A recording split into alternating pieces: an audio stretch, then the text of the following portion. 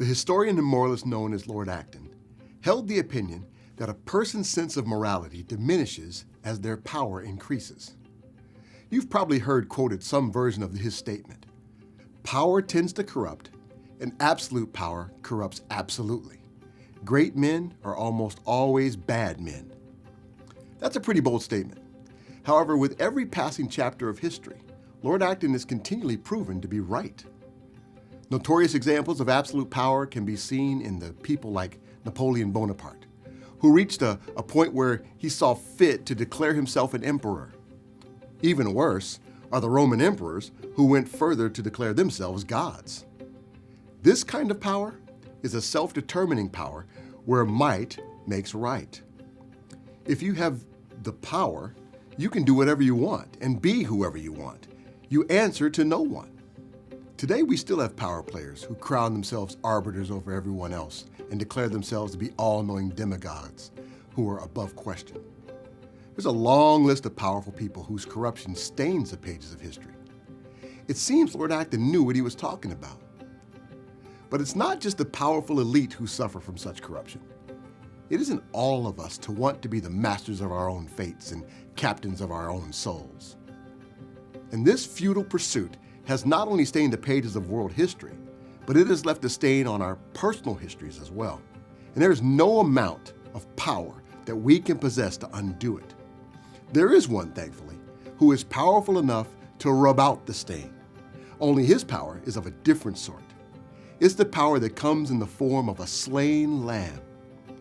He ushers in his kingdom not through brute force and domination, but through the power of sacrificing his very self.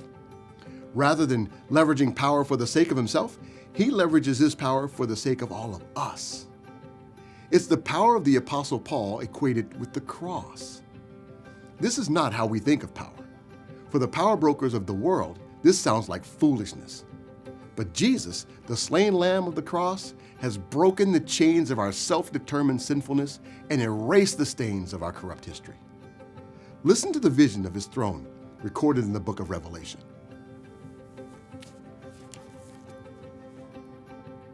Then I looked and heard the voice of many angels, numbering thousands upon thousands and 10,000 times 10,000. They encircled the throne and the living creatures and the elders. In a loud voice they were saying, "Worthy is the Lamb who was slain to receive power and wealth and wisdom and strength and honor and glory and praise."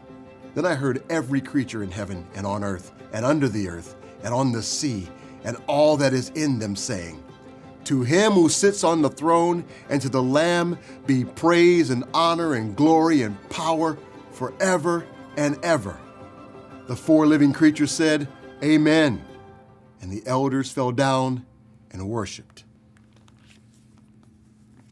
Jesus' power does not come by self-appointment. It is received from his Father, who sent him into our world to rescue and redeem us.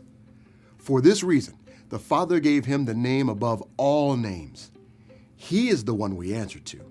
For this reason, we bow down to the only one who is worthy and whose power never corrupts. I'm Jeff Broadnax, speaking of life.